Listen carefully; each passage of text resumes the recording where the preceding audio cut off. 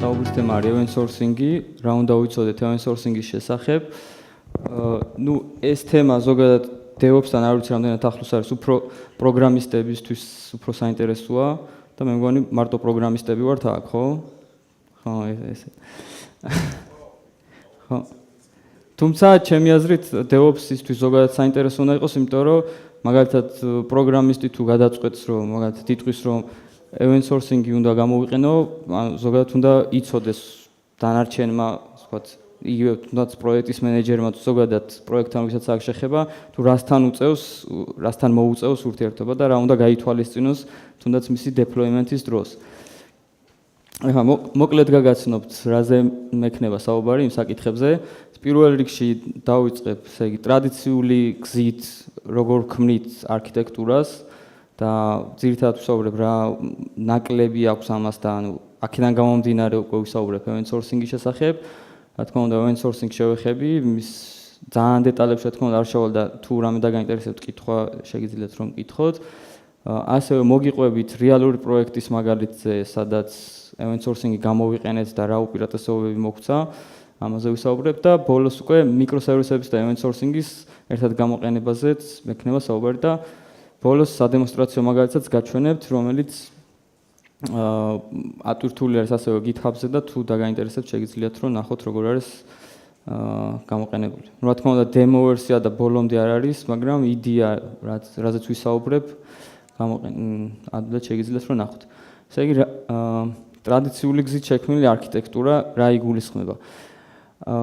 აქ ეხლა აი DB რაც არის, ხო? ამის აქეთ მხარეს როგორ იქნება გაკეთებული, შეიძლება ყველას ინდივიდუალურად სხვადასხვა მიდგომით ქონდეს გაკეთებული, თუმცა ამაში ახლა მე ვგულისხმობ, ანუ ტრადიციული გზით შექმნილ არქიტექტურაში ვგულისხმობ, აი მონაცემთა ბაზის მხარეს უფრო, სადაც აი დაახლოებით ახლა ის გადიდებული რაც არის, ეს რაღაც ცხრილები და რელაციები რო არის ერთმანეთში ახლართული, დაახლოებით ესეთი სქემა თუ ესეთი მიდგომით თუ გვაქვს გაკეთებული ზოგადად პროექტი, ჩავთვალოთ ამ შემთხვევაში, რომ ეს არის ტრადიციული გზით შექმნილი არქიტექტურა.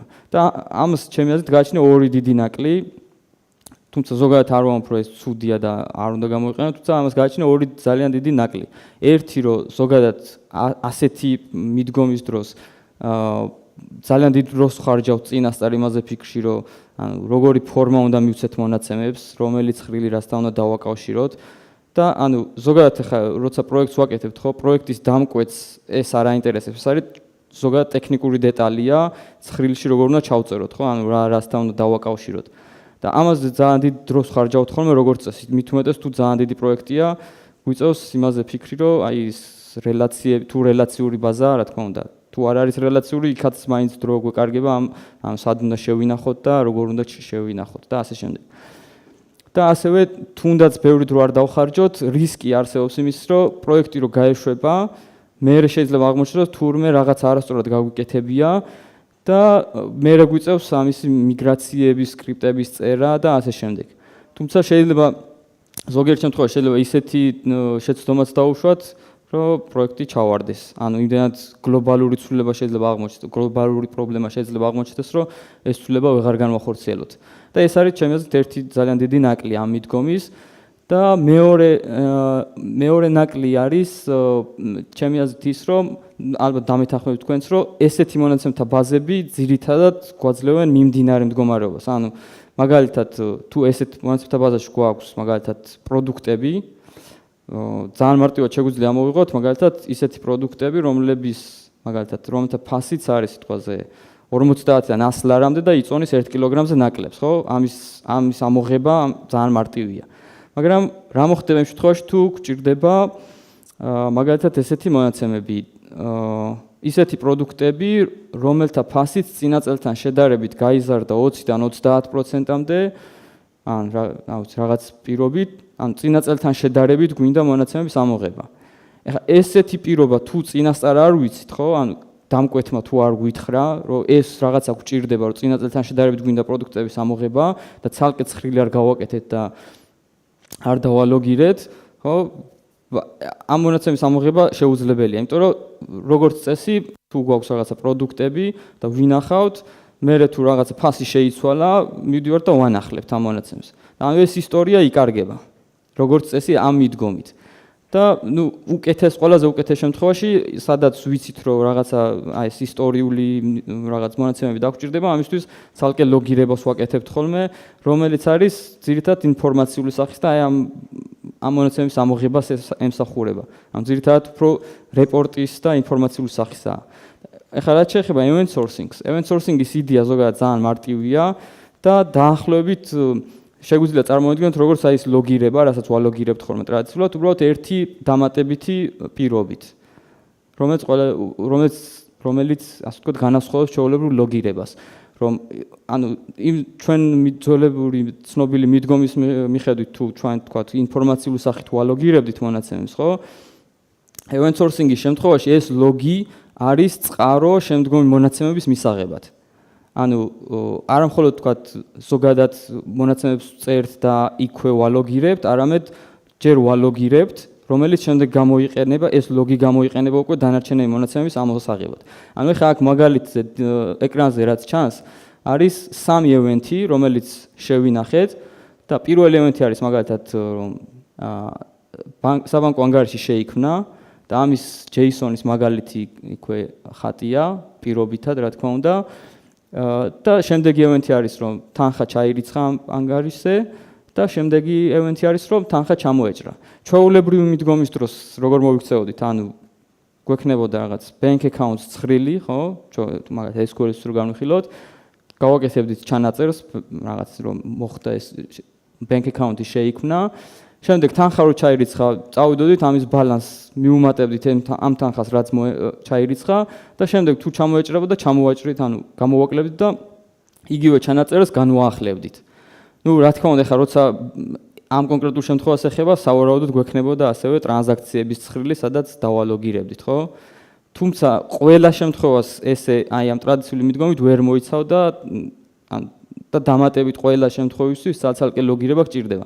event sourcing ამ შემთხვევაში იძლევა აი იმ საშუალებას, რომ იმის მაგივრად რომ აი წინასწარ ვიფიქროთ თუ როგორი მონაცემები სად უნდა ჩავწეროთ და ასე შემდეგ. event sourcing-ის იდეა არის ესეთი, რომ უბრალოდ უნდა აღწეროთ თანმიმდევრობით ფაქტები და შევინახოთ ეს ფაქტები. ანუ მაგალითად, მომხმარებელი, როდესაც ღილაკს დააჭერს, რომ უნდა შექმნას საბანკო ანგარიში, ჩვენ ამ ფაქტს ვინახავთ სადღაც. არ აქვს უშუალობა სად, შეიძლება იყოს SQL, NoSQL ან ცალკე სპეციალურად შექმნილი მონაცემთა ბაზა. და ამ ფაქტს ვაფიქსირებთ და აი ყველა იმ მონაცემს, რომელიც ამ ფაქტს ახლავს, რაც ამ ფაქტს აღწერს, ამ ევენთის ანუ პირობითად ეხა JSON-ის სახით არის გამოსახული, ამ JSON-ის სახით აღწერთ და ვინახავთ. შესაბამისად, ყველა ქმედება, რაც სისტემაში მოხდება, თუ ესე დავალოგირებთ, ეს ნიშნავს, რომ ყველა ქმედება ისტორიულად ასე ვთქვათ აღწერილია და შემდეგ უკვე ნებისმიერ დროს შეგვიძლია მაგალითად დროში უკან დავბრუნდეთ, რაღაც მონაკვეთამდე, მაგალითად თუ გვაინტერესებს, რომ როგორ გამოიყურებოდა სისტემა მაგალითად 1 წლის წინ ან 1 დღის წინ, შეგვიძლია ეს ევენთების ასე ვთქვათ რეპლეი გავაკეთოთ, ანუ და გავაცოცხლოთ სისტემა იმ მდგომარეობამდე, რა მდგომარეობამდე ჩვენ გვაინტერესებს. ხო, ანუ ზოგადად ეს იდეა მე მგონი რომ გასაგებია და შემდეგ ზოგადად მხოლოდ event sourcing-ს თუ გამოვიყენებთ, ხო? ერთი ესეთი ნაკლი ჩემი აზრით აქვს ამას, რომ როდესაც გვინდა ამ მიმდინარე მდგომარეობის აღდგენა, ანუ მაგალითად ბანკის ანგარიშის შემთხვევაში, ხო? ეს სამივე ევენთი რაც მოხდა, უნდა გავაკეთოთ ამის რეპლეი, ასე ვთქვათ, ხო? და თუ ეს ევენთები ძალიან დაგროვდა, ბევრია კონკრეტული ობიექტისთვის, შეიძლება ათასობით ევენთი იყოს და ყოველ ჯერზე მოგვიწევს ამ რაღაც კონკრეტულად მაგალითად თანხის ჩარიცხვისას, მოგვიწევს ამ ათასობით ევენთის რეპლეი, რომ მივიდეთ იმ ბოლო მდგომარეობა აღვადგინოთ და შემდეგ გავახორციელოთ ეს ოპერაცია. რაც გამოდის რთული, ანუ პერფორმანსის მხრივ არ არის ოპტიმალური ვარიანტი, ხო? და ამისთვის ერთ-ერთი გადაჭრის მეთოდი არის სნეპშოტების გაკეთება, თვითონ event sourcing-ს, რაც event sourcing-ის გამოყენებით იქვე რომ შეგვიძლია გავაკეთოთ, არის სნეპშოტების გამოყენება, რაც გულისხმობს შემდეგს, რომ ანუ იმის ნაცვლად რომ ეს ათასობით ევენთი წავიკითხოთ ყოველ ჯერზე, ამის ნაცვლად რაღაც პერიოდში ერთხელ ვაკეთებთ ერთგვარ caches, ანუ snapshots, სადაც ვინახავთ მაგალითად აი მე-500 ევენთის მდგომარეობას, ანუ ეს ობიექტი მე-500 ევენთზე რა მდგომარეობაში იყო, ანუ ბალანსი რა იყო მაგალითად ამ შემთხვევაში. და ამ snapshot-ს ვიღებთ და ამის შემდეგ ვაკეთებთ replace ამ event-ების. თუმცა ზოგადად ესეც არ არის საკმარისი, იმიტომ რომ უმეტეს შემთხვევაში გვჭირდება რაღაც რთული query-ების გაკეთება, ხო, რთული რეპორტების ამოღება და ასე დროსაც ერთი კონკრეტული ობიექტის event-ების replay არ არის საკმარისი და ამაში მოგვიწევდა ყველა სხვადასხვა ობიექტების event-ების replay. ამიტომ აქ ეხლა ამ პრობლემის გადაჭრის ერთ-ერთი გზა არის CQRS-ის გამოყენება. განმარტო CQRS-ი რა არის თუ ვიცით? განმარტოთ, ხო?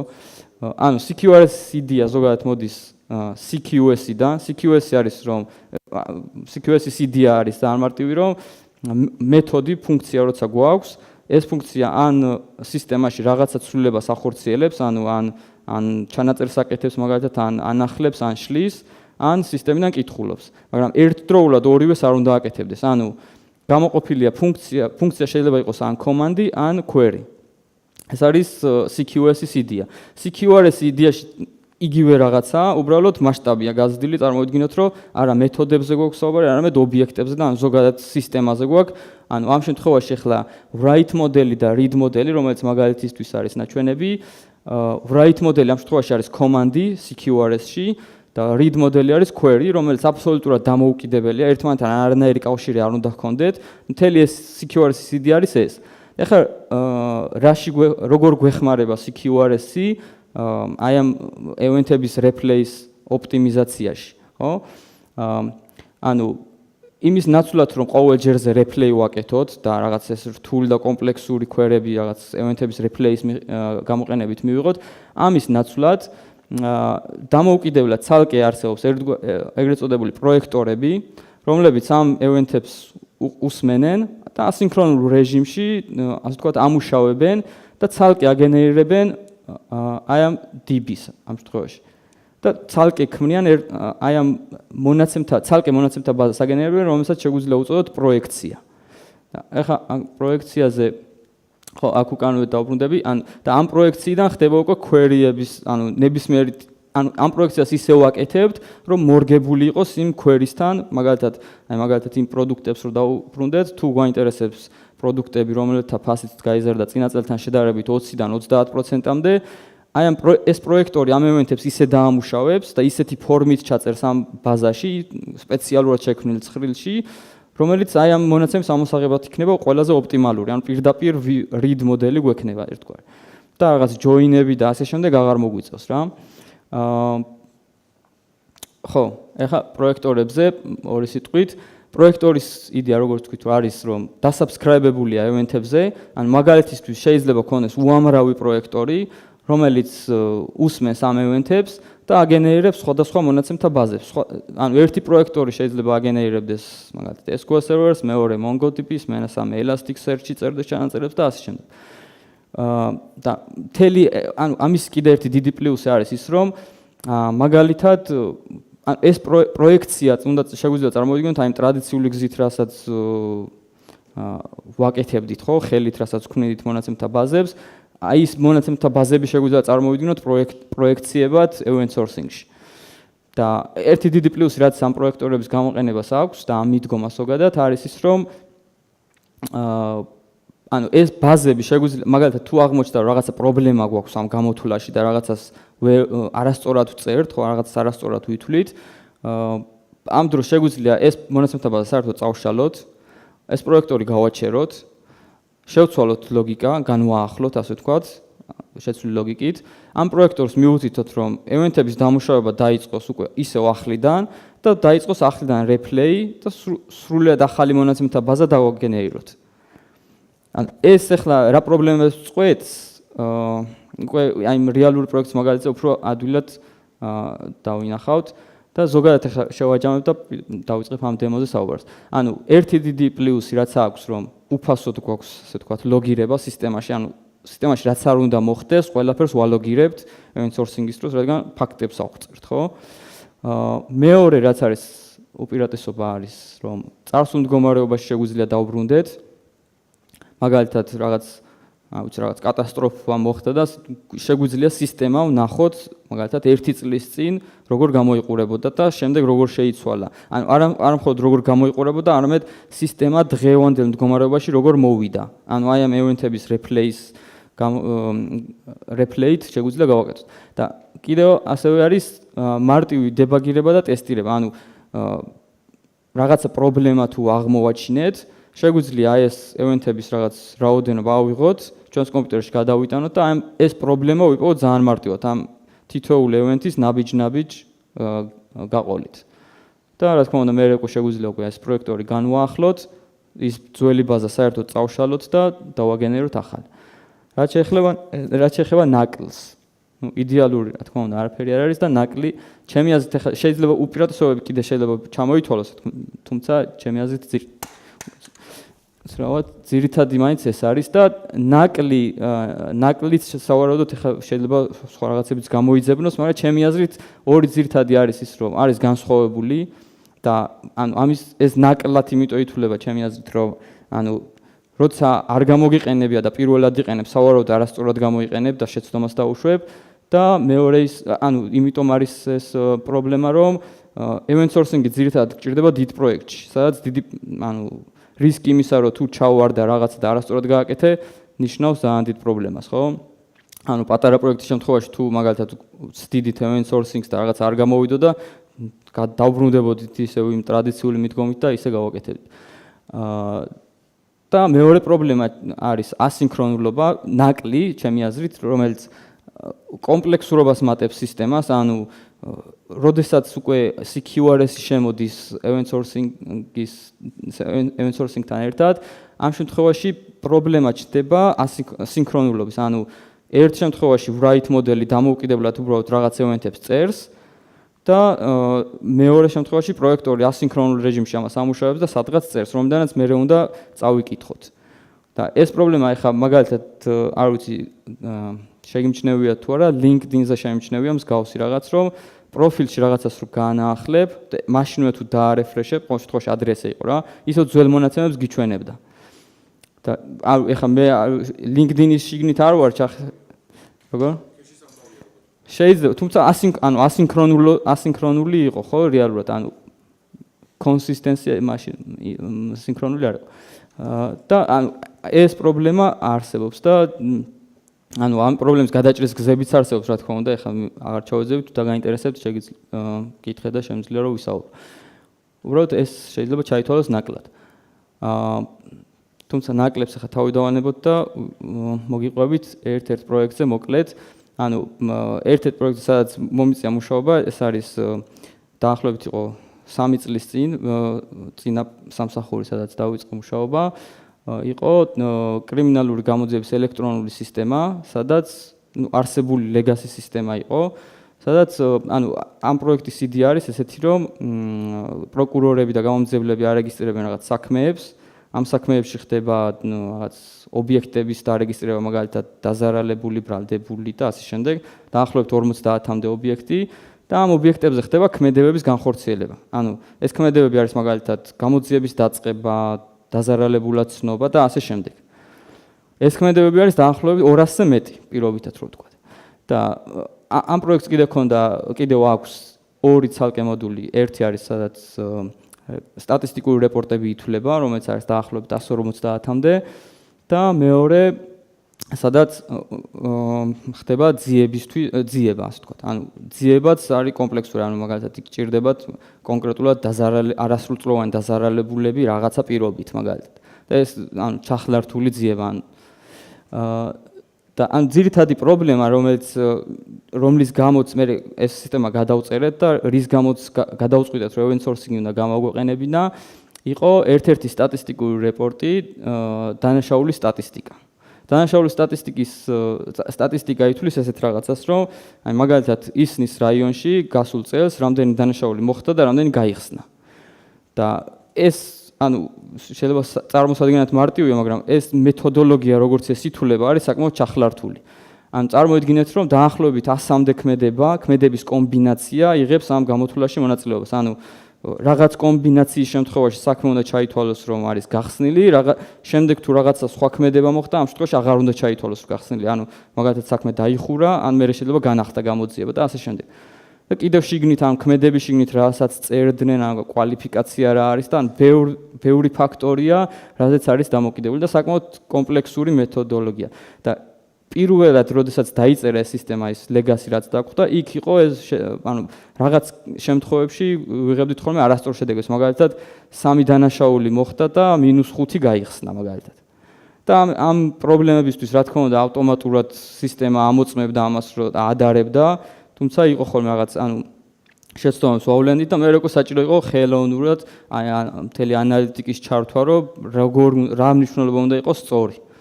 და ეს პრობლემა გამოწვეული, ამ პრობლემას ვერ ვასწორებდით, იმიტომ რომ ანუ მუდმივად გვიწევდა ამ პრობლემის ხელით სწორება, იმიტომ რომ ეს სისტემა, ძველი სისტემა იყენებდა ერთ მონაცემთა ბაზას, სადაც ანუ მაგალითად რაღაცა ქმედება თუ ასე ვთქვათ ხსნის საქმეს წერდა +1-ს, თუ მაგალითად აღარ უნდა გაიხსნას, მაშინ წერს -1-ს და ამათი ჯამი იყო. შესაბამისად ეხლა ანუ ამ ძველი ისტორიის გასწორების შანსი არ გქონდა. ერთადერთი რაც შეგვეძლო რომ ეს მიმდინარე პრობლემები გვესწორებინა თანათან. და event sourcing-ის გამოყენება მოგვცა რა? იმის ნაცვლად რომ გვეფიქრა, მაგალითად აი 150 რეპორტი როგორ უნდა დაითვალოს, ეს თითოეული წინასწარ გვეფიქრა, მაგალითად აქ ეს მიდგომა უნდა, უბრალოდ ეს გამოთვლა საჭირო და ამიტომ ესეთი ფორმით ჯობია მონაცემების ჩაწერა. ამაზე საერთოდ აღარ ვიფიქრეთ. ვფიქრობდით მარტო რომ ევენთები სწორად დავაფიქსიროთ, ანუ შევინახოთ მარტო ის ქმედებები იმ თანმიმდევრობით, რა თანმიმდევრობითაც მოხდა. შემდეგ უკვე ის პროექტორებს დავწერეთ პროსტორად და ეს პროექტორები გადაწყვეტავენ ეს გამოთვლა როგორ მოხდეს. შესაბამისად, თუ მაგალითად აღმოჩნდება ახლა, ან 3 წლის მერე თუ აღმოჩნდა, რომ თურმე ამ მეთოდოლოგიაში, გამოთვლაში გქონია შეცდომა და თურმე არასწორად ვაგენერებთ ამ სტატისტიკურ რეპორტს, შეგვიძლია ეს პროექტორი გავაჩეროთ.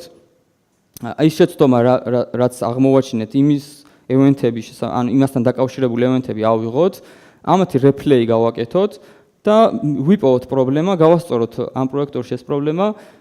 ის ძველი სტატისტიკა საერთოდ წავშალოთ და პროექტორი გავუშვათ ახლიდან და განახლებული ლოგიკით დავაგენერიროთ ახალი გასწორებული სტატისტიკა.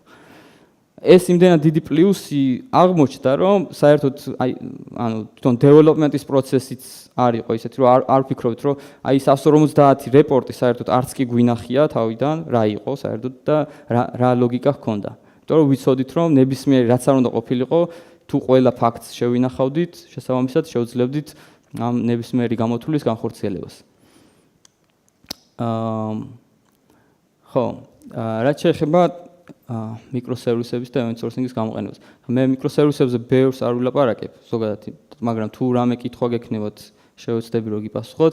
უბრალოდ event sourcing-ის და მიკროსერვისების ერთად გამოყენებასთან დაკავშირებით მინდოდა ერთი პატარა უბრალოდ ზოგადად სადემონსტრაციო მაგალითიც აი ამ დიაგრამის მიხედვით არის აწყობილი და შესაბამისად სადემონსტრაციო მაგალითზე რომ გადავალთ, ზუსტად იგივე დაგხვდება და ამას აღვწერ.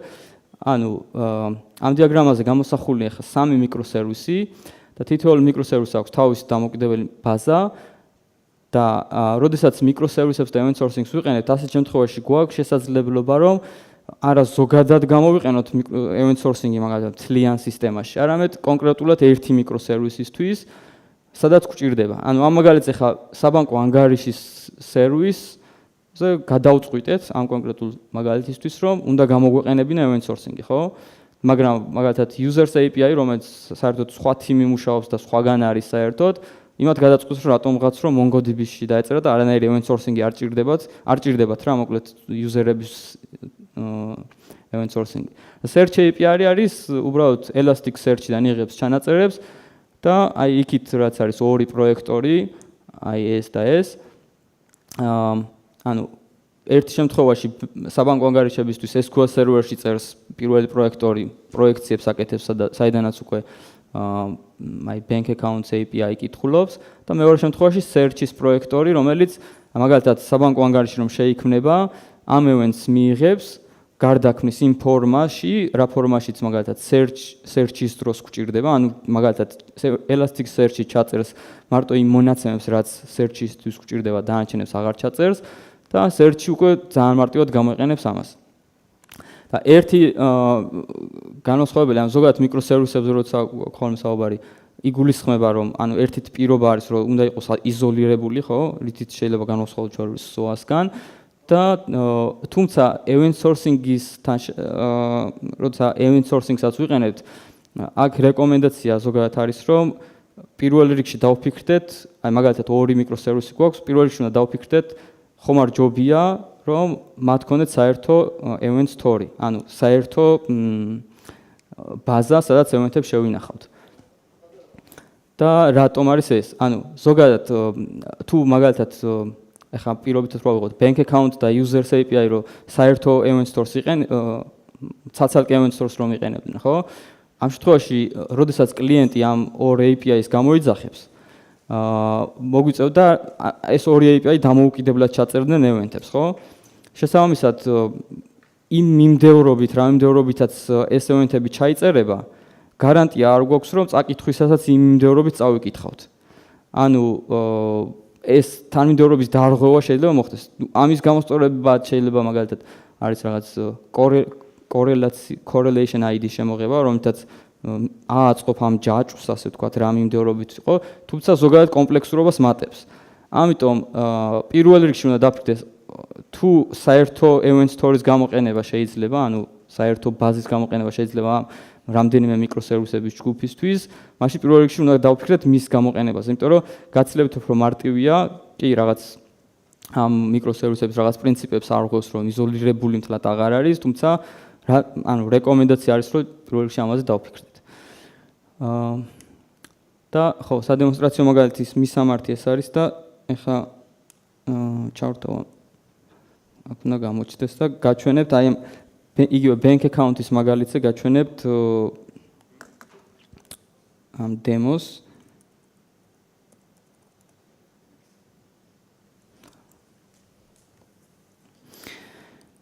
ხო, მოკლედ ანუ გამზადებული მაქვს მე ხა postman-ის request-ები, რომ ამ bank accounts API-ისთვის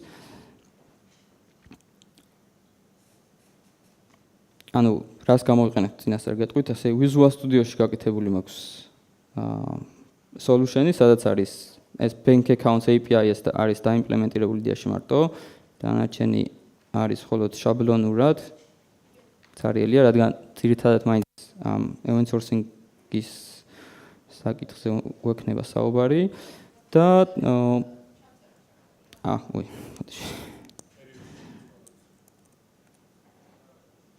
ხო, ფერით შევცვალოთ.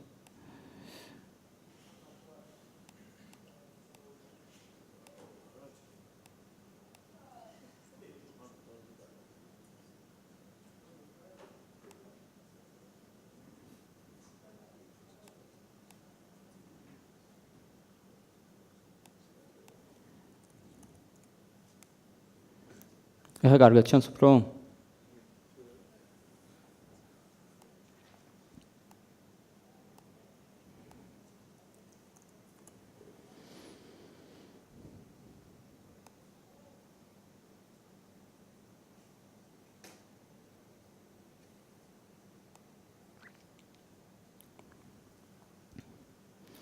ხო, მოკლედ, ანუ გვაქვს ეს API და Postman-ში აი გამზადებული მაქვს 3 request-ი.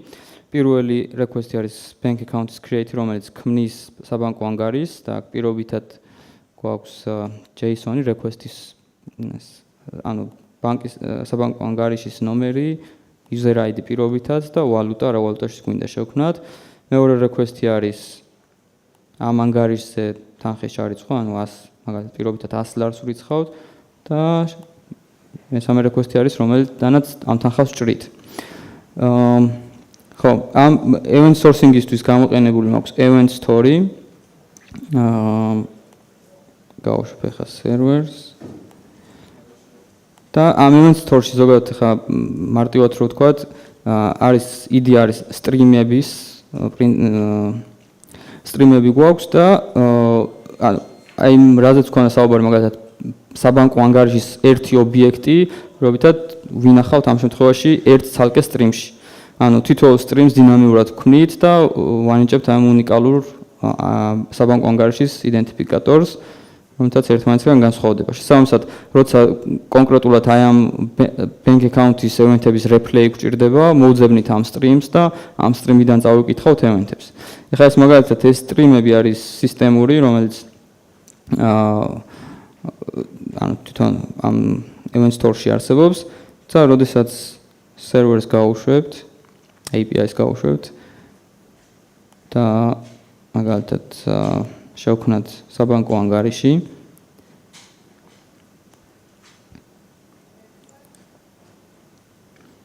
ანუ ამ შემთხვევაში ხა შესრულდა კომანდი, მოდი ამასაც განახებთ არემ რომ მარტივად წარმოიდგინოთ. ამ ყველაფრის ნახვა რა თქმა უნდა GitHub-ზე შეგიძლიათ, თუმცა ზოგადად გეტყვით.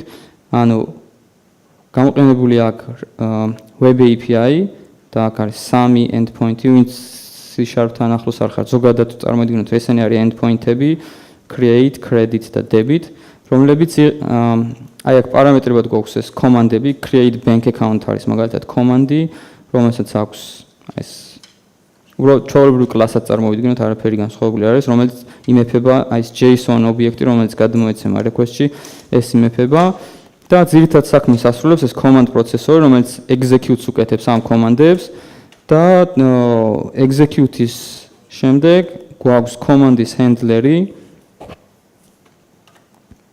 რომელიც რომელსაც აქვს თავის ფუნქციები, რომელიც უსმენს აი ამ კონკრეტული command-ის მოხდენის execute-ის დროს რა უნდა მოხდეს. ამ შემთხვევაში აი ამ create bank account-ის command-ის შემთხვევაში შესრულდება აი ეს კოდი, ანუ აქ წერია რომ საბანკო ანგარიშს ვქმნით და შემდეგომ ამ ობიექტს ვინახავთ რეპოზიტორით. და ეს save-ი რეალურად კითხულობს აგრეგატრუთის რა არის ვიცით ხო თუ ესეც განმარტო. იცით? განმარტოთ? ხო, ანუ მარტივად ვიტყვი, ხა ბევრი დრო არ დავკარგოთ. აგრეგატრუთი არის, ანუ domain driven design-ში ზოგადად არის რამდენიმე ესე ვთქვათ სახელები ზოგადად რა ვიყოთ მაგალითად bounded context-ი, აგრეგატი, აგრეგატრუთი, entity, value object-ი ძირითადად ეს არის. აგრეგატრუთი შეგვიძლია წარმოვიდგინოთ აი ჩვეულებრივ მონაცემთა ბაზის შემთხვევაში, ან ჩვეულებრივ მიდგომის შემთხვევაში რა ვავიღოთ. მაგალითად, როცა გვაქვს user-ი, user-ის როლი, user-ის permission-ი მაგალითად, ხო? ეს სამი ერთად დაჯგუფებული DDD-ის ენაზე არის აგრეგატი, რომელსაც და ნებისმიერ აგრეგატს აქვს თავისი რუთი, ანუ ის მოდელი, domain მოდელი, რომლიდანაც დანარჩენ, ასე ვთქვათ, შიგნით მოდელებთან არის ურთიერთობა. ამ შემთხვევაში აგრეგატ რუთი გამოდის user-ი, დანარჩენ ეს user role და user permission-ი გამოდიან ან value object-ი, ან entity. ეს უკვე კონკრეტულად დამოკიდებულია იმ პროექტზე და ფუნქციონალზე, რაც მას გააჩნია. ამ შემთხვევაში ახლა ეს აგრეგატ რუთი გამოდის ჩვენ შემთხვევაში bank account-ი, რადგან და bank account-ს მაგალითად ეს მოდელი რომ გავხსნათ, bank account-ს აქვს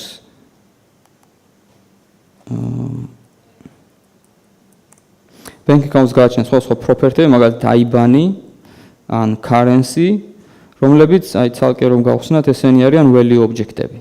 და ანუ bank account-ი IBAN-თან და currency-სთან ერთად არის აგრეგატი და ამ აგრეგატს გააჩნია აგრეგატის რუთი არის bank account-ი. ანუ აგრეგატ რუთი არის პასუხისმგებელი, ანუ public interface-ი დანარჩენ ამ value object-ებსა და entity-ებთან. ანუ პირდაპირ ცალკე აღებული IBAN არაფერს არ ნიშნავს, ცალკე აღებული currency არაფერს არ ნიშნავს ამ კონკრეტულ domain-ში. ანუ რაღაც დამოუკიდებლად არსებობა მათ არ შეუძლიათ, ანუ IBAN-ი არსებობს bank account-ის ქვეშ, ხო?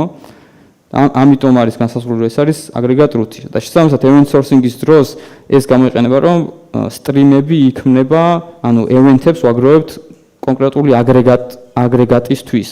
და შესაბამისად ამ event-ების შენახვა და ასევე apply ხდება აგრეგატ რუთის გამოყენებით. და ხა აი ამ bank accounts მარტივად რო გითხრათ, აქვს მაგალითად ფუნქცია credit money, რომელიც რაღაც ვალიდაციას აკეთებს და ბალანსს უმატებს და ასევე შემდეგ აი ამ domain events ქმნის და domain event-ის შექმნა და მარტივ რაღაცას ნიშნავს, უბრალოდ რაღაც list-ში ამატებს pending event-ების list-ში ამატებს ამ events-ს. შესაბამისად, როდესაც create bank account command-ი შესრულდება, ჩვენ ვქმნით bank account created events და ამას pending event-ებში ვინახავთ, რომელსაც უკვე შემდგომ აი ეს service როდესაც გამოვიძახებთ, კითხულობს ამ pending event-ებს და უკვე ამ event store-ში სათითაოდ წერს event-ების სახით. აქ ეს append-ი უკვე ტექნიკური დეტალია, იდეაში არც საინტერესოა, ანუ აქ უბრალოდ ჩანაწერის გაკეთება ხდება event store-ში. და ხო, ეხლა რო შევამოწმოთ, ანუ ეს პოსტმენმა გითხრა რომ ეს იყო წარმატებული და მესიჯით მოგვივიდა და ეხლა ეს დავარეფრეშოთ, დავინახოთ რომ აი აქ ნუ მაგალითისთვის ეხლა ეს ჩანს კარგად თუ გავადიდო. აი აქ bank account stream-ი შეიქმნა ავტომატურად, რომელსაც როგორც ხედავთ აქვს უნიკალური ID და შეგინით თუ შევალთ დავინახოთ რომ არის event-ი შექმნილი, რომლის ტიპიც არის bank account created და JSON-ში თუ ჩავიხედავთ, დავინახავთ რომ აი ეს ზუსტად ნუ create date ავტომატურად მიენიჭა, ID ავტომატურად დაუგენერირდა, ვალუტა და ბალანსი და ასე შემდეგ. ხო, ეხლა შემდეგი event-ი credit-ის დროს გამოვიყენებ ამ საბანკო ანგარიშს, რაზეც მინდა რომ თანხა ჩაურიცხო. და ანუ ამ შემთხვევაში ეხლა პირველ შემთხვევაში event-ების replay არ გვჭირდებოდა, იმიტომ რომ იყო პირველი event-ი, ამიტომ წინა event-ები არ არსებობს ამისთვის, იმიტომ პირველია, მაგრამ უკვე თანხის ჩარიცხვის დროს ჯერ უნდა ეს bank account created event-ი უნდა apply გავაკეთოთ, ხო, რომ მივიღოთ ის ბოლო მდგომარეობა ამ ანგარიშისთვის და უკვე შემდეგ მოვახდინოთ თანხის ჩარიცხვა. შესაბამისად, აი აქ handler-ში აი ამ ფუნქციის გამოძახება მოხდა, პირველ რიგში ვაკეთებთ get by ID-ს, რომელიც, ნუ ეს ახლა პირობითად არის ზოგადად, ანუ event sourcing-ს არ ეხება ფუნქციას რა ერქმევა. უბრალოდ get by ID შიგნით აკეთებს აი ასეთ რაღაცას. აი ამ კონკრეტული ID, რომელიც რეალურად გამოყენებულია stream-ის სახელში, ამ ID-ის საშუალებით პოულობთ ამ streams ჩვენ store-ში, ვიღებთ მის event-ებს, რომელიც ხდება აი აქ, ანუ ბატჩებად ეხა ერთჯერზე 100 events გკითხულობ და ასე თქვა growდება და შემდეგ უკვე ამ event-ების apply ხდება, აი ამ apply event-ის გამოძახებით. ანუ თითოეულ event-ს სათითაოდ ვიძახებთ. და ეს apply event-ები გვიწერია თვითონ აი ამ aggregate root-ში bank account-ის ქვემოთ, აი აქ bank account created event-ი როგორ უნდა დაეპლაივდეს, ხო, დაეპლაივდეს აი ამ ობიექტში ეს წერია აქ. შესაბამისად ქვემოთ მაგალითად money credited event-ი როგორ უნდა დაეპლოდდეს წერია აქ, ანუ money credited ნიშნავს რომ მიმდინარე ბალანსს უნდა დაემატოს ის თანხა რაც event-ში გვეწერა. შესაბამისად ეხა continuous დავაჭერ, შემოვა აქ და ანუ აი რომ ვნახოთ თავიდან, ანუ რადგან ვაღდგენთ პირველად აი ეს ობიექტის ინსტანსი არაფერს არა, ID-ც არა აქვს, არც user ID აქვს და ამ event-ის დაეპლაიების შემდეგ უკვე მას გაუჩნდება ID, ის ID რაც იმ მდგომარეობისთვის იყო, user ID, IBAN და ასე შემდეგ. და ბალანსი აქვს 0. აი ამის შემდეგ get by ID აი ამ ობიექტს დაგვიბრუნებს, აი ამ ბოლო მდგომარეობისთვის, რაც event store-ში გვეწერა და მხოლოდ ამის შემდეგ გამოვიძახებთ აი ამ credit money-ს, რომელიც უკვე თანხას ჩარიცხავს. აი ამ amount-ს ჩარიცხავს. ხა ამას პირდაპირ გავუშვებ. ხო და ეს credit money შიგნით რომ შევიდეთ,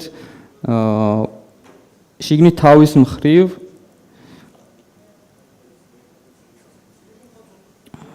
ესე გადავალ, აი თავის მხრივ ქმნის ახალ events money credited, ანუ რადგან ეს ფაქტი მოხდა, ამ ფაქტს ასე ვთქვათ, pending event-ებში ვამატებთ, რომელსაც მე უკვე ეს რეპოზიტორი კიდე როგორც დამატებით ახალ events შეინახავს. და შესაბამისად ახლა აქ რომ ვნახოთ, გაჩნდა მეორე event-ი, ანუ ნულოვანი პირველი event-ი არის bank account created, შემდეგი არის money credited.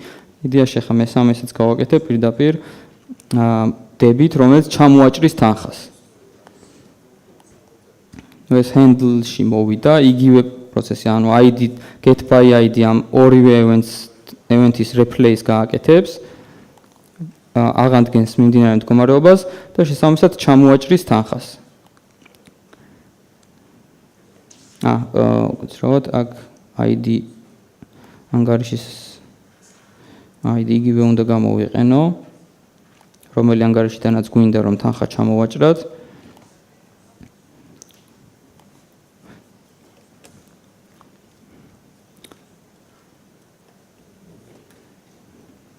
და შედეგად მივიღებთ რომ წარმატებით განხორციელდა ინვენტორშიც რომ შევხედოთ გვაქვს უკვე 3 ევენთი. ანუ პირველი რომ შეიქმნა, მეორე რომ ჩაირიცხა და მესამე რომ ჩამოეჭრა.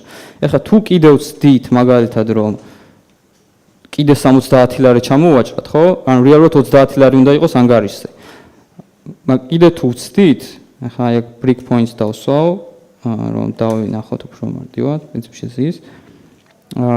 ამ ევენთების replace მერე უკვე აღმოჩნდება რომ ანუ რადგან money debited event-იც დაეპლაიდება, ანუ ჩვეულებრივ შემთხვევაში აი აქედან პირველი event-ი რაც დავაეპლაიეთ, ამის შემდეგი event-ი არის უკვე money credited, რომელიც 100 ლარს ჩარიცხავს და მესამე event-ი არის უკვე money debited, რომელიც 70 ლარს ჩამოაჭრის.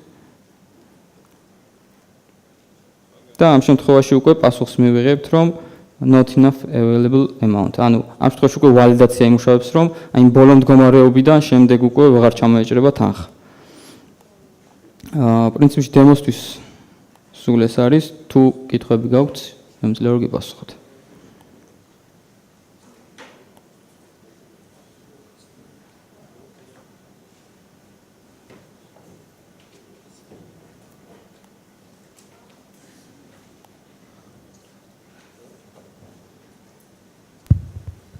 გამარჯობა. ჯერ პირველი კითხვა სანამ თავარ კითხვაზე გადავალ.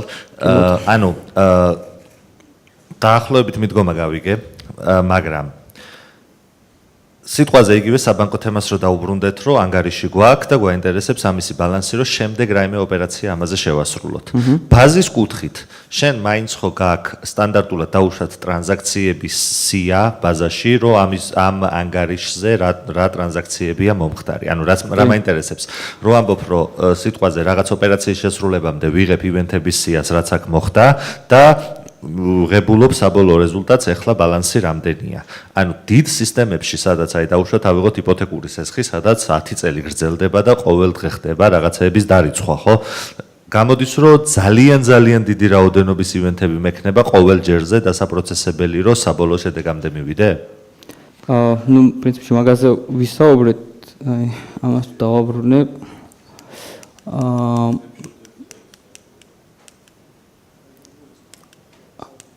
აი აქ ვისაუბრეთ, ანუ იდეა ის სწორი კითხვა რა, ანუ ამდენი ევენთის ყოველ ჯერზე replay performance-ის მხრივ არ არის. ერთი გამოსავალი არის აქ, რომ snapshot-ები კეთდება რაღაც პერიოდში ერთხელ, ანუ ყოველ ჯერზე რომ თავიდან ბოლომდე არ გაკეთდეს, ეს უკვე გასაგებია.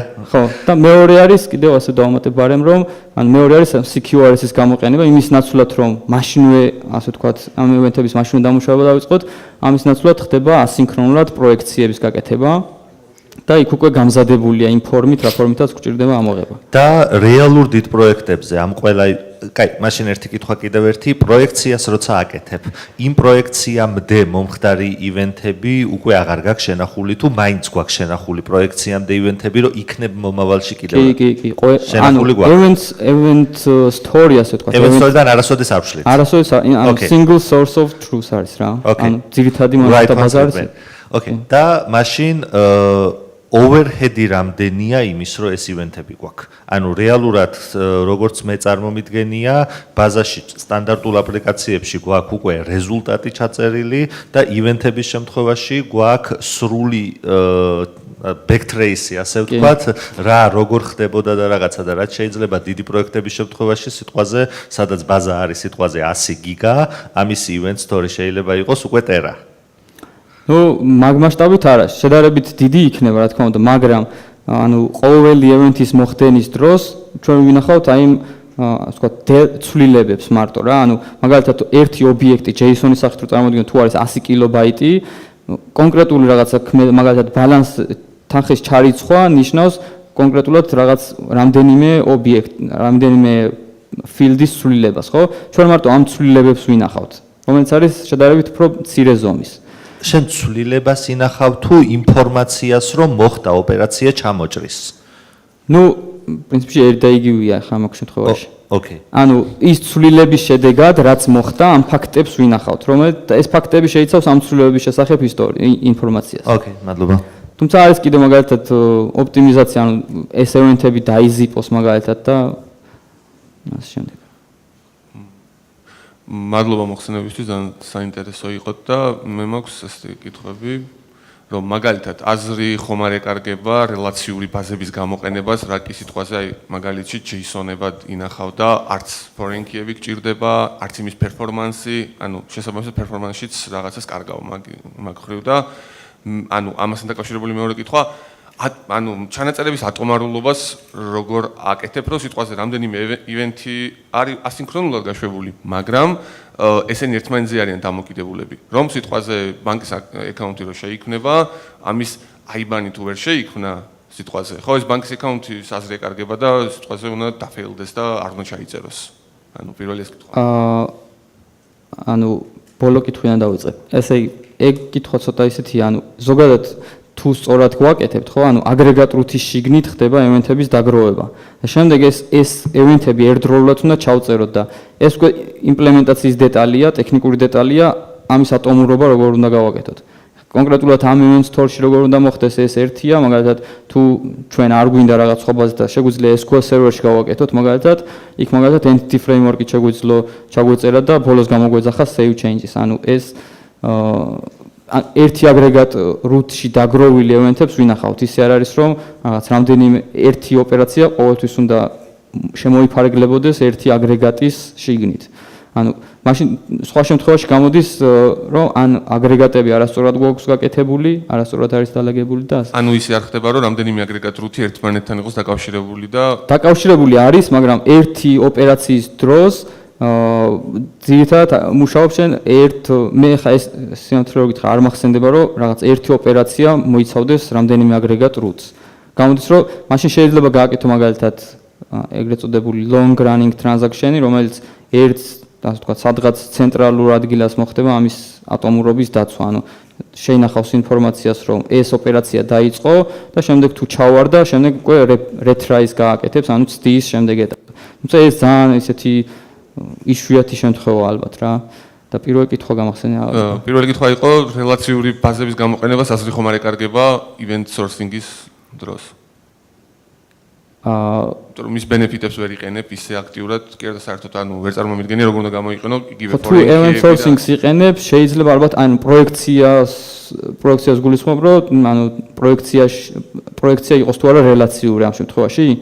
event story event stores რელაციურობა არ ჭირდება, ანუ ეს თუ წარმოვიდგინე ერთი ცხრილი ბაზაში, სადაც ამ ევენთებს წერ. ანუ ძალიან მარტივი ბაზაა იდეაში event. შეიძლება snapshot-ებისთვის გამოიყენო, ხო? ანუ კი, აი შეიძლება მაგდონეზე გამოიყენო. თუმცა მანდაც რელაცია, ანუ კავშირი, პირდაპირ კავშირი შეიძლება არ ქონდეს, თუმცა ხო, ანუ აზრი არ ამგონია ეკარგებოდეს, ხა პროექციაში მინიმუმ შეიძლება რელაცია დაგჭირდეს ელემენტარულად, იმიტომ რომ უფრო მარტივად ამოიღო. ანუ read მოდელი ისე გააკეთო, რომ რამდენიმე ცხრილად შედგებოდეს და ისე ამოიღო. გააჩნია პროექტს. ანუ გასაგებია და ბოლო კითხვა, როცა სინქრონულობა გჭირდება, ანუ მაშინ ვერ აისახოს რეზულტატი, არის ეგეთი кейსებიც, მაშინ რას ვაკეთებთ? ხო, მაშინ მაგ შემთხვევაში რამდენიმე გამოსავალია. ერთ შემთხვევაში არის რომ ანუ აი ამ პროექტის შემთხვევაში ხა მე რაც მოგიყევით, მაგ შემთხვევაში ჩვენ ეგ პრობლემა გქონდა, რომ არ გვინდოდა რომ ასინქრონული ყოფილიყო, იმიტომ არ გვინდოდა როგორც მინიმუმ რომ დამატებითი კომპლექსურობა შემოაქვს სისტემაში, ანუ მაგალითად მაგის ერთ-ერთი გადაწყვეტა მე უკვე რაღაც მაგალითად სიგნალერი C#-ის შემთხვევაში, .NET-ის შემთხვევაში უნდა გამოგვეყენებინა, რომელიც ასე ვთქვათ, წაიკითხავდა, ანუ მიაკითხავდა და ეცდებოდა ამ ინფორმაციის წამოღებას. ანუ შედეგის, როდესაც აისახებოდა, ანუ ასინქრონულ რეჟიმში მივიღებდით ამას. და ჩვენ შემთხვევაში ჩვენ გამოვიყენეთ ესეთი რაღაც, რომ ანუ ეს event story არ გამოგვიყენებია, გამოიყენეთ SQL server-ი, სწორედ ამ მიზეზის გამო, რომ ტრანზაქციულობა დაგვეცვა და event-ების და პროექციის შექმნა იყო ტრანზაქციული ოპერაცია, ანუ სინქრონულად ხდება. შესაბამისად ეს ასინქრონულობის მომენტი გადაჭრილია მაგით. ანუ აი ეს რელაციური მონაცემთა ბაზის გამოყენების ერთ-ერთი ასე ვთქვათ პლუსი ამ შემთხვევაში ეგ არის, ანუ გულისხმობ რომ სადაც გაქვს ACID, ანუ consistency სადაც გაქვს, რომ აი ტრანზაქციულად შეგვიძლია რამდენიმე ოპერაცია შევინახოთ. რომ გამოგვეყენებინა მაგალითად ეს event story, აქ პრობლემა გვექნებოდა, იმიტომ რომ აქ პროექციისა და event-ების ერთდროულად ტრანზაქციულად შენახვა, აუც რთულია თუ არა შეუძლებელია ალბათ. ან იგივე მაგალითად MongoDB-ში რო ჩაგვეწერა, იქაც პრობლემა გვექნებოდა ამაზე. ამიტომ გადაწყდა რომ გამოგვეყენებინა SQL server-ი.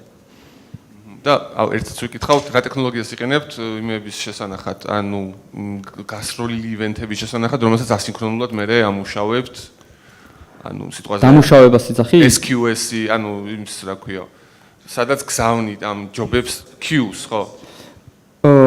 აი ამ კონკრეტულ მაგალითში ხა არაფერი queue არ არის. შეგიძლიათ ან production-შიც ესეც გამოიყენოთ, იმიტომ რომ event story პირდაპირ იდეაში შეგიძლია განვიხილოთ როგორც რაღაც persistent queue, ანუ ინახავს ჩვეულებრივ, ანუ event-ების შენახვა, ანუ კიდე დამატებით ხა მაგალითად RabbitMQ რო ჩასვა შუაში, მაგის benefit-ი უნდა გჭირდებოდეს მართლა და ახლა მე ესეთი кейსი არ მახსენდება რომ RabbitMQ-ც დაგჭირდეს და მე RabbitMQ-დან კიდე წაიკითხო, overkill-ი გამოდის, უბრალოდ ანუ პირდაპირ სადაც event-ებს ქნი, პირდაპირ რომ თუ არის ამის შესაძლებლობა და რამე პრობლემას არ წარმოადგენს, პირდაპირ event store-ში ჩაწერო, მე პრობლემას ვერ ხედავ.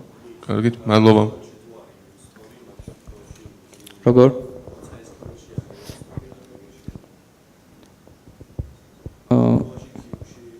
ხო, ნუ კი, ახლა queue ზოგადად ესე ჩვენ შემთხვევაში queue ჩვენც გამოვიყენეთ უბრალოდ იმის გამო რომ სხვა ტიპის event-ები ჯერ გროვდებოდა საერთო ცხრილში და შემდეგ უკვე ამ queue ასე ვთქვათ პროცესორი, რომელიც ამ queue-ებს ამისამართებდა სხვადასხვა სტრიმებში და სხვადასხვა ადგილას. თუმცა ის queue, რაც შენ იგულისხმე ხა მაგალითად RabbitMQ, ამის გამოყენებისას, თუმცა შეიძლებოდა, კი, მანდაც შეიძლებოდა ჩამჯდარიყო.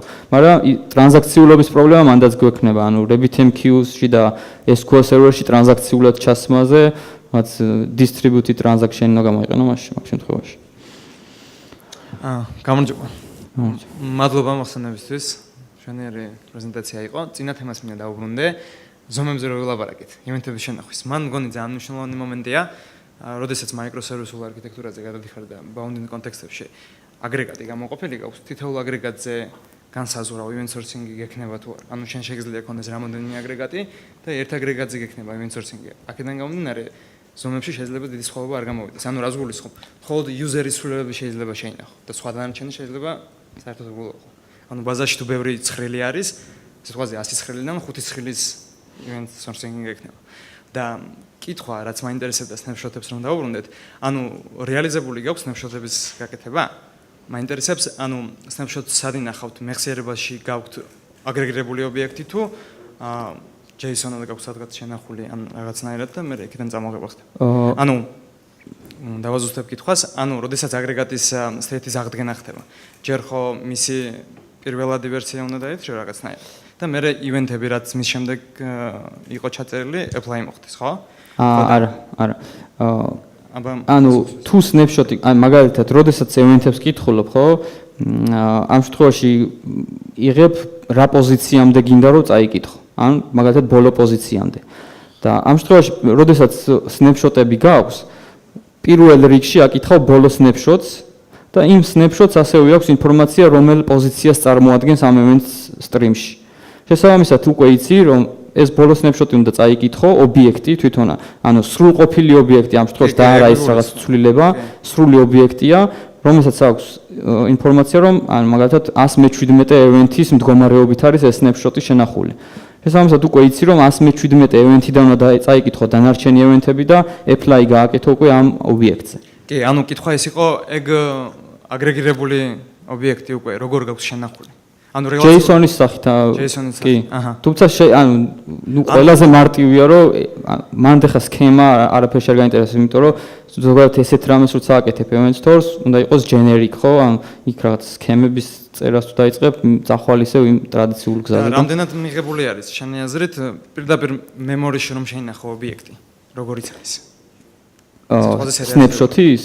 ხო, ბინარულად. არა, იმიტომ რომ snapshot-ი უნდა იყოს, შეიძლება პრინციპში. ანუ როგორ არის, იცი, მემორიში თუ არ დაგვდა, ახლიდან აკეთებს ცალკე ჯობი გექნება, ასინქრონული. ალბათ გააჩნია პროექტს ახლა, თუ performance-ის პრობლემა მაინც იქმნება და რაღაც ესეთია, მაშინ ალბათ შეიძლება persisted ვერსიაც გქონდეს და დაკეშირებული ვერსიაც გქონდეს ამ snapshot-ის, თუ ხშირად ხდება ამ კონკრეტული რაღაც ტიპის ობიექტების ამოღება.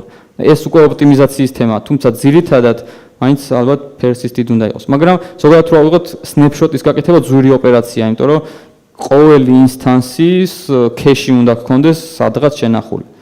და რაც არც ეს არის ERP ჯდება რეალურად. კარგი, მადლობა, გასაგებია.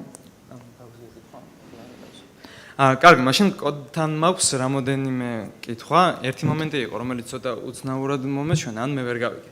ანუ ბანკზე ანგარიშის დამატება რო ხდება, ანგარიშის კი არა და თანხის. თანხის, კი. ხო. კოდი. ხო, ანუ აქ შეხედე რა მაინტერესებს ახლა. სანამ events გავისვრით, მანამდე ხო state-ის ცვლილება ხდება აქ, როგორც დავინახე. მაგრამ შემდეგ, როდესაც მე ამ აგრეგატის აღდგენა მინდა, event-იდან როცა მინდა ნამდვილი ცვლილება გავაკეთო, აი მაგის ცვლილება სად წერია? ანუ მაგის ცვლილება წერია აი აქ. აი აქ ხო. აი ამ ორ მომენტში დავინახე ეგეთი უცნაურობა. მაინტერესებს გათვლილია ეგრე თუ რამე ვერ გავიგე? ანუ ეს ლოგიკა გამეორდა. ხო, არა, ეხლა ეს დემოა, თუმცა გეთანხმები რომ ეს ჯობია რომ იყოს ცენტრალურ ადგილას გატანილი, მაგრამ არა, ყველა შემთხვევაში, ამ კონკრეტულ შემთხვევაში კი ბატონო, შეიძლება, მაგრამ ყველა შემთხვევაში ესე ვერ მოხდება, იმიტომ რომ ანუ ის apply რეალურად არის field-ების ერთმანეთთან მინიჭება. აქ ეხლა credit money-ც არის field-ზე მნიშვნელობის მინიჭება, თუმცა credit money ზოგადად რეალობაში შეიძლება რთულ რაღაცა ოპერაციებს გულისხმობდეს, რომლის შედეგადაც რაღაცა მნიშვნელობებს იღებ. და apply არის მარტივი ოპერაცია, field-ების mapping-ია ელემენტარულად. ამიტომ თუ რა ვიცი, გააჩნია რა, თუ ესეთი მარტივი რაღაცები გაქვს, შეიძლება ალბათ ცალკე გაიტანო, მაგრამ როცა კომპლექსურია, მანდ უკვე ცალ-ცალკე უნდა დაწერო. ანუ ჩემ ხედვასაც ვიტყვი, შემისწორეთ თუ რამე მაინტერესებს სწორი იდეა იქნება თუ არა. ანუ state-ის ცვლილებამდე რომ ვისროლოთ event-ი? ანუ state-ის event ანუ შეხედე, ჯერ შემოწმდება ერთი state-დან მეორე state-ში გადასვლა თუ შემიძლია, event-ს ვისვრი და state-ის ცვლილებას დავეკეთებ. ანუ არ გავაკეთებ. და შემდეგ ანუ იქ მექნება გამოძახებული ამ event-ის დაეპლაება. და იქ ერთ ადგილზე იქნება. ანუ ცოტა რთული არის. ეხლა ესე საუბარი კოდის sample channel-ის გარშემო. ეს handle event რო ზემოთ ავიტანო, მაგას ამბობ? ანუ ახლა კონკრეტულად ამ შემთხვევაში მაგას ვერ მოვაგვარებთ. apply უნდა მოხდეს, ანუ event-ის აქ apply უნდა მოხდეს, ნუ აქ handle ქვია. ან და state-ის ცვლილება შეგნით უნდა იყოს იმ apply-ში. არა, ანუ event-ის apply უშუალოდ ფუნქციაში, ანუ კომანდის შესრულების დროს არ უნდა გამოიყენოთ, იმიტომ რომ apply არის მარტივი ეს მინიჭების ოპერაცია. ხო და აი მან ჩემი აზრით ცოტა სხვანაირია, apply-ის დროს უნდა ხდებოდეს ნამდვილად state-ის ცვლილება. და state-ის ცვლილება შემიძლია თუ არა, event-ის გასროლამდე უნდა მოწმდებოდეს. ანუ შემიძლია თუ არა, სწორ state-ზე გადავიდე.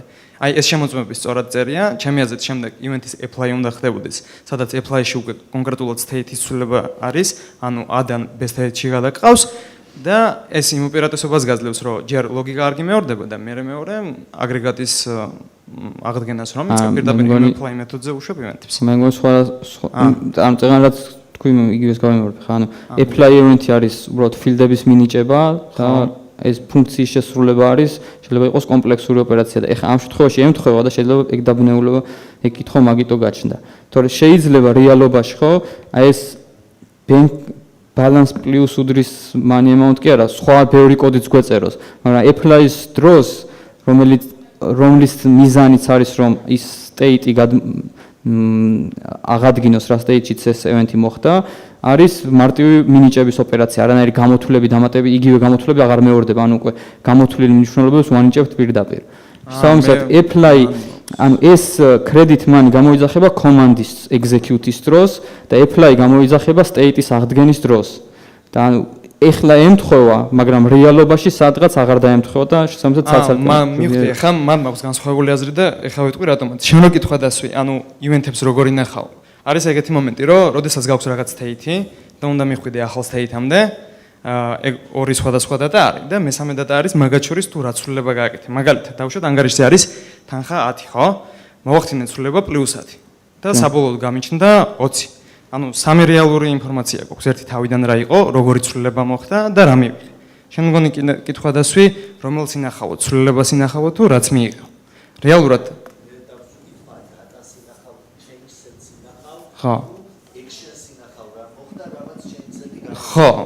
ხო, მივხვდი. Action, გასწროთ. მაგას ანუ actions თუ შევინახავთ, ეგ გამოდის უკვე command sourcing-ი, რომელიც anti-pattern-ია event sourcing-ში. ანუ აი ეს რო შეგვენახა create bank account რო შეგვენახა, რომელიც არის command-ი, ეს იქნებოდა anti-pattern-ი. ანუ და რატო არის? ანუ command-ის იდეა არის, რომ უნდა შესრულდეს, event-ის იდეა არის, რომ უკვე მოხდა და ფაქტია. და ამ შორის ის ხვევაა, რომ მაგალითად create bank account-ის command-ის შესრულებისას შეიძლება ჩვენ mail elpost-ას ვაგზავნით მაგალითად. და თუ ჩვენ ამ command sourcing-ს გავაკეთებთ, გამოვა რომ ეს აღდგენის დროს ვიღაცებს მეილებს დავსპამავთ, ასე ვთქვათ, ხო? და event-ების apply-ის დროს ეს მეილის გაგზავნა აღარ გვჭირდება, ვიცით რომ უკვე დაკონფირმებულია user-ი და პირდაპირ ვანიჭებთ მნიშვნელობას. აი ეს ხვევაა და ზუსტად აქ ეხლა ეგ მაგალითით შეიძლება გამოდგეს, მაგალითად საბანკო ანგარიშის შექმნის დროს ჩვენ მეილით შეიძლება გავაგზავნოთ, მაგრამ apply-ის დროს პირდაპირ რომ დაკონფირმდა ეს მივანიჭოთ პირდაპირ. ნუ ჩემი აზრით აქ მეილის გაგზავნა ცუდი იდეაა. მაგალითისთვის თქვი უბრალოდ. ანუ მაინც ასე შევხვდებით, იმიტომ რომ აი წეგან რო ამბობდი ერთი state-დან მეორე state-ში რომ გადავიხარ, აი ცვლილება რაც არის, იმათი შენახვა უფრო მნიშვნელოვანია და ის რო ახსენე რომ ეს command sourcing-ი გამოდისო, ვერ დაგეთანხმები, იმიტომ რომ command-ი შეიძლება რამოდენიმე event-ად იქცეს. ხო და პირდაპირ მხოლოდ command-ი რო შეინახო, ეგ მართლა ცუდი არის, მაგრამ command-ი რა event-ებადაც გადაიქცა, ანუ რა ცვლილებები უნდა აკეთო. ეგ ძალიან კარგი იქნება. ანუ საბოლოო შენახვა კი არ უნდა მოხდეს. არ ვიცი, რაში ვერ ვთანხმდებით, ვერ გავიგე. მე ეგ რასაც მე ვამბობ, იგივე თქვი ახლა შენ, ანუ command-ის შედეგად რა event-ებიც მოხდება, pending event-ებში. მაგრამ მე event-ებში გულისხმობ ცვლილებას. აი სიტყვაზე. კი, ეს ცვლილება არის, ეგ, ანუ მე შევინახავ რომ 5-ით შეიცვალა და არა 15 რო გახდა. ამ ინფორმაციას არ შევინახავ. მე შევინახავ რომ რაღაც account-ზე მნიშვნელობა შეიცვალა 5-ით. აი ამას შევინახავ და არა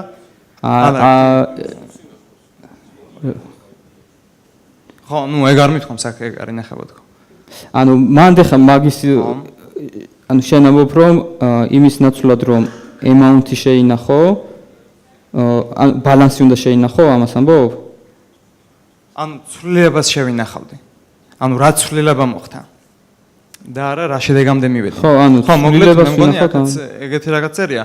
უბრალოდ მე გავიგე რომ ბოლოს აპირებდი რომ შეგენახა. არ ბოლო არის state-ი, რომელსაც იყენებ უბრალოდ, თორე event-ში ფაქტს აღწერ. ეხლა ეს უკვე კონკრეტულია, ანუ ამ შემთხვევაში რასაც შენ ამბობ, კი სწორია რა, ანუ ესე უნდა შეინახო და ჩემი აზრით აქაც ესე წერია.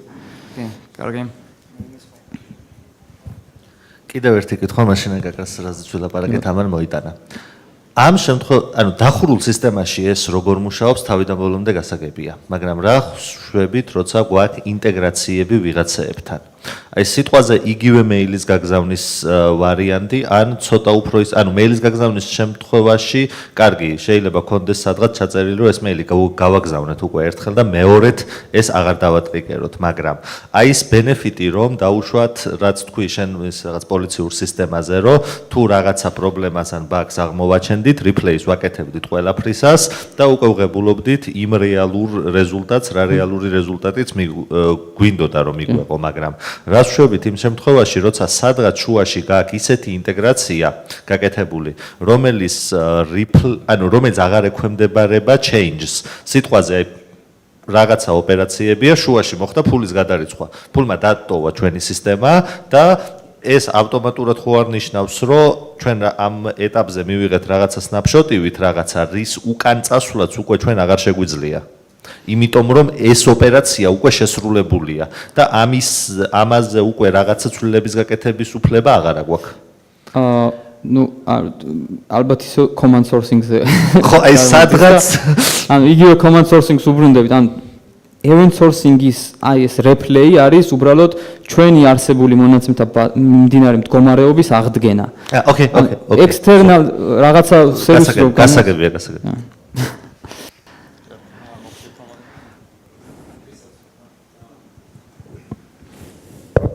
დემოსთან დაკავშირებით მაქვს მეც კითხვა. SQL-ში აქ არ გვაქვს გამოყენებული, ხო? და რო კონდეს და შემოსული იყო ორი. გვაქვს, კი. აქ არის? კი. ანუ ორი ბაზაა ახლა. ორი სადაც ვიყენე. ანუ ამ შემთხვევაში ამ დემოში უბრალოდ event story გვაქვს. თუმცა ანუ ესეთი კითხვა მაქვს, ორი მოთხოვნა რო შემოსული იყო სწრაფად, სიტყვაზე 60 ლარი ჩამოჭრის და გვაქვს ბალანსი 100 ლარი. აი ვალიდაციას როგორ ვადებდით? თუ ვერ მოასწრო მეორე ბაზაში. კარგი კითხვაა ნამდვილად. მანდ არის, ეხლა აქ არ არის, ამ დემოში არ არის გათვალისწინებული, არის ანუ როდესაც event-ს ჩაწერ, ხო, სანამ event-ს ჩაწერ, გაქვს ეგრეთ წოდებული expected version-ი, ანუ ის ვერსია, რასაც ელოდები რომ ჩაწერ, ეს event-ი ეს ვერსია უნდა გახდეს. თუ აღმოჩნდა რომ expected version-ი აღარ არის, ანუ მანამდე ვიღაცამ მოასწრო ჩაწერა, ეს უკვე შენზე და ანუ optimistic concurrency შეგიძლია გამოიყენო და მაგალითად ანუ უშუალოდ ჩაწერის მომენტში შემოწმდეს რომ თუ ვერსია არის უფრო მეტი ვიდრე expected იყო, ამ შემთხვევაში exception-ი ისროლ ასე თქვა და თქვა რომ რაღაცა მოხდა მანამდე, რაც არ იყო მოსალოდნელი. ანუ ვერსიები, ანუ თვითონ events აქვს თავისი ვერსია, შესაბამისად თუ ეს ვერსიები აღარ დაემთხვა, უკვე ვალიდაცია მაგით ხდება. ანუ ბოლო იყო თუ არა, მაგას ვამოწმებთ ხო, როგორც მივხვდი. ბოლო, ანუ მაგალითად, როდესაც ოპერაციას ვასრულებთ, წავიკითხავთ მიმდინარე events, ანუ ვიცით რომ მაგალითად შემდეგ events რომ ჩავწერთ, მისი პოზიცია ამ event stream-ში უნდა იყოს 205. და როდესაც ჩავწერთ და აღმოჩნდება რომ თურმე 206-ე გამოდის, ამ შემთხვევაში უკვე ვალიდაცია იმუშავებს და ვიტყვით რომ თურმე ვიღაცა მოასწრო. ან მიკროფონში თუ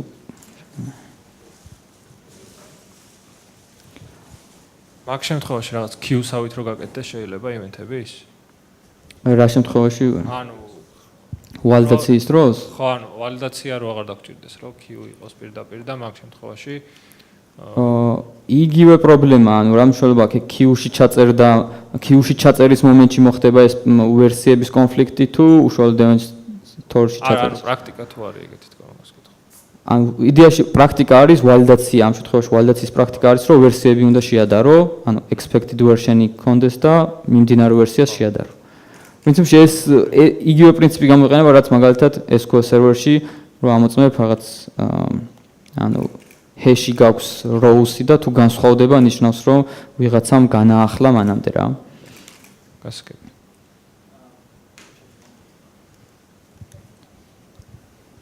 იგივე შემთხვევაზე რიგში რომ ჩავაყენოთ ოღონდ კომანდები კონკრეტულ აგრეგატზე. იმბიჭმა ხო ივენთები იგულისხმა. მანდ იგივე პრობლემა რჩებოდა, მაგრამ აი ის კომანდი რაც უნდა დაამუშავოს აგრეგატმა, აი ეს შემოსული კომანდები რო რიგში ჩავაყენოთ, არის ეგეთი პრაქტიკა? არც მენეს და ვერც რამე benefits ვხედავ ხარ რომ კომანდი ჩადგეს. თუმცა შეიძლება ანუ თანმიმდევრობა მაქვს დაცული და იმას აღარ ვდარდობ მე. კი, იდეაში შეიძლება, კი. ჩემი აზრით შეიძლება. და აგრეგატს დაოპტიმიზირებდი, რომ რაც შეიძლება სწრაფად გაეკეთებინა ამ კომანდების დამუშავება. დაოპტიმიზირებდი, როგორ დაოპტიმიზირებდი, აბა? ანუ არის რამოდენიმე მდგომა, მაგალითად სულ მემორიში იქნებოდა აგრეგატი მაგალითად. ანუ თუ ექტორ მოდელის ის შემოღება არ მინდა ხა ტერმინის. თუმცა კი ბატონო, ეგ შეიძლება, თუმცა კომანდების queues-თან რა კავშირშია, მაგას ვერ მივხვდი. ის რომ თითოეულ აგრეგატს თავისი კომანდების რიგი ექნებოდა. ანუ როგორც აგრეგატი კი არა და ექტორ მოდელში არის თითოეულ ექტორს თავისი რიგი რო აქვს. მისი ბრძანებების შემოსulis დაახლოებით იმას გავს. ანუ ეგ ექტორ მოდელი ტერმინი რო არ ჩამოვიყოთ, მაგის გარეშე რო განვიხილოთ. გაქვს აგრეგატი, რომელიც ყოველთვის მეხსიერებაშია და ეს ბრძანებები რაც შემოდის, თანმიმდევრობით მოდის, ანუ ასინქრონულად არ შედის. რომ მე არ ვაკონტროლო ივენთის ჩაწერის დროს, ანუ სწორი ვერსია ჩავწერო თუ არა. ანუ იდეის დონეზე ვამბობ, რამდენად ხომ არ შეგხვედრია, ანუ ხომ არ იქნება.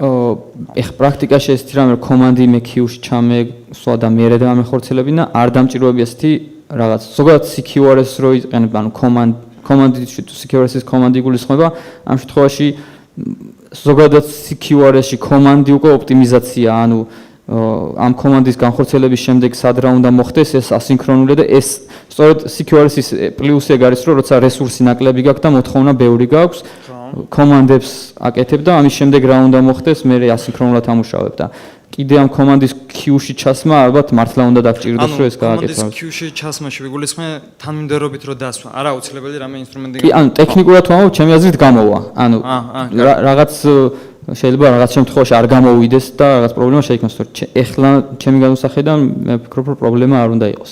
კარგი. სამორჩი თუ კიდე არის კითხვები? ანუ კიდე შეიძლება რამოდენიმე კითხვის დასმა. ანუ მაშინ ასინქრონულ რეჟიმში შეგვიძლია რომ კითხვები გავაძლოთ მე ინტერნეტში. ძალიან საინტერესო თემა იყო. წინ ძმა ბიჭმა შენ სახელი რა გაქვს? ხო, შენ ახსენე. ხო, ავთა. ანუ აგრეგატიდან აგრეგატში რო ივენთი უნდა გასულიყო. ანუ შენ რო თქვი ეგეთი რაღაც თქვენი სწორად გავიგე, მითხარი, სწორად გავიგე თუ არა? ანუ ერთი აგრეგატიდან რო ივენთი არის გაშვებული, მეორე აგრეგატმა რო უნდა დაიჭიროს და რაღაც ქმედება უნდა გააკეთოს, ამის ხომ ეგ შეიძლება, კი. ხო, ანუ კი, ეგ შეიძლება. ხო, როგორ ხერხდება? ანუ მან მე წავედი ადრებში ეგეთ რაღაცისკენ, რომ ანუ თუ თითო აგრეგატს ერთ microservices-ად წარმოვიდგენთ, სიტყვასაც წარმოვიდგინოთ, ხო? და ამის აქედან გასული ივენთები რო სხვა სჭირდება. და შემდეგ დავუშვათ ეგეთი აგრეგატი ბევრი რო გაქვს და კოდი შეიძლება დაიწეროს, მაგალითად ეს ამის ივენთზე ეს მოქმედდეს, იმისაც სხვა და ესე ჯაჭურად იყოს. ანუ მან ეგეთი ტერმინი მახსენდება, ანუ microservices-ების ორკესტრაციან ქორეოგრაფია. ანუ ის რომ შენ ტრანზაქციულობის დაცვა გინდოდა, მან ორკესტრაციით მოგვარდება ეგ პრობლემა. სადაც ალბათ საგების გამოყენება სასურველი. ხო, ანუ საგას გამოყენება გიწევს უკვე თუ ეს ტრანზაქციულობა გინდა, ორკესტრაცია თუ გინდა გააკეთოს სერვისების დონეზე. თუ სერვისის შიგნით აკეთებ, უკვე აი domain event-იც იმუშავებს, რომელსაც დაუსაბსკრაიბდები და იმ event-ის მოხდენის შემდეგ შიგნით რასაც გინდა სხვა აგრეგატზე იმუშავებს. შენ სერვისის შიგნით იგულისხმე თუ სერვისის გარეთ მაშინ? ხო, მაშინ ეგ სტორია, რომ ანუ ორკესტრაცია გჭირდება და ანუ ეს ტრანზაქციულობას მაგით დაიცავ. თუმცა ესა ქორეოგრაფიაც მიღებული პრაქტიკაა, მაგრამ არ უნდა გაართულდეს. კარგით, კითხვები კიდევ თუ გაქვთ?